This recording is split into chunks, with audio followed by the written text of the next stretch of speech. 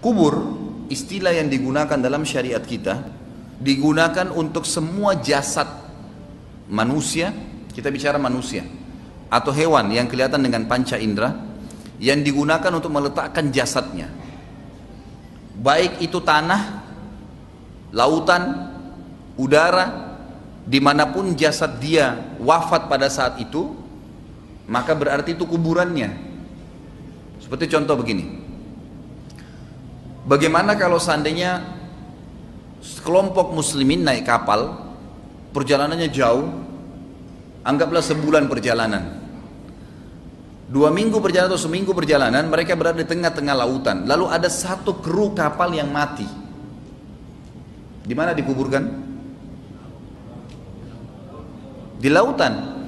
Caranya bagaimana? Dia dimandiri, dikafani seperti layaknya jenazah, kemudian ditaruh beban batu di badannya, lalu dicemplungin di lautan.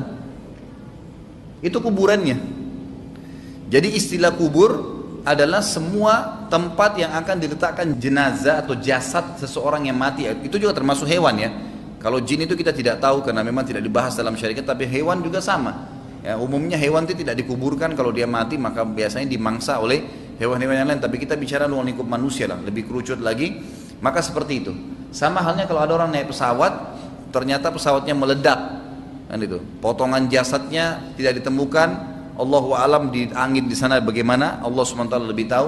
Mungkin juga jatuh berserakan di bumi atau mungkin tidak, mungkin habis. Maka sama saja dianggap kuburannya dia di situ. Tetapi kalau ada orang yang meninggal normal di dalam syariat kita, dikuburkan di tanah, dikuburkan di tanah. Yang saya ingin ditiberatkan, pemahaman tentang kata-kata kubur bukan hanya sekedar tanah yang digali kemudian dimasukkan jenazah, gitu kan? Tapi dimanapun orang itu akan ditaruh jasadnya, kalau tadi dia meledak di atas kapal atau dia ditenggelamkan di lautan, kalau dia meninggal di darat itu tentu tidak boleh kecuali harus dikuburkan, dimasukkan, maksudnya dijadikan kuburannya dalam tanah, dan tentu ada hukum syar'i sendiri ya.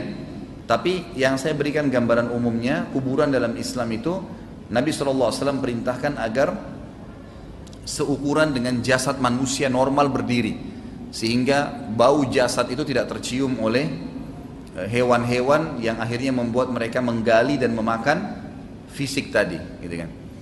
Juga satu hal yang berhubungan dengan kuburan ini, jasad manusia utuh misalnya kita anggap normal, dia utuh dikafani. Jasad ini sebenarnya hakikatnya seperti pakaian, seperti pakaian.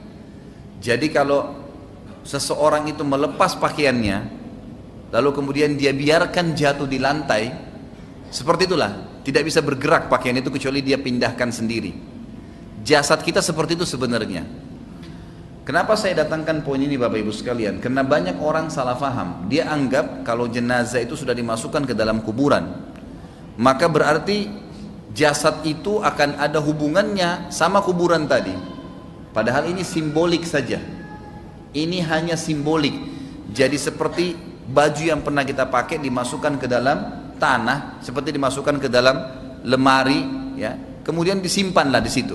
Nanti dengan hikmah Allah SWT akan dimakan oleh tanah. Tidak ada hubungan sama sekali dengan ruhnya. Tidak ada lagi hubungan dengan ruhnya di kuburan tadi, di tempat diletakkan jasad itu. Karena di dalam istilah agama kita, selain kuburan yang berhubungan dengan kematian, yang namanya alam barzah. Alam barzah ini adalah tempat yang kita tidak ada yang tahu. Nabi Muhammad SAW dan para sahabat pun tidak ada yang menukil, tidak ditukil kepada kita di mana itu alam barzah. Kalau bagaimana ada keterangannya, di mana kita tidak tahu. Jadi ruh itu pada saat dia proses dikeluarkan dari jasad manusia, seperti dilepas dari baju, bajunya sudah tergeletak, bajunya oleh Allah disuruh cuci bersih, ditaruh di tempat yang Allah suruh perintahkan, itulah kuburan, gitu kan. Ruhnya ini dibawa oleh Allah SWT ya, ke alam barzah.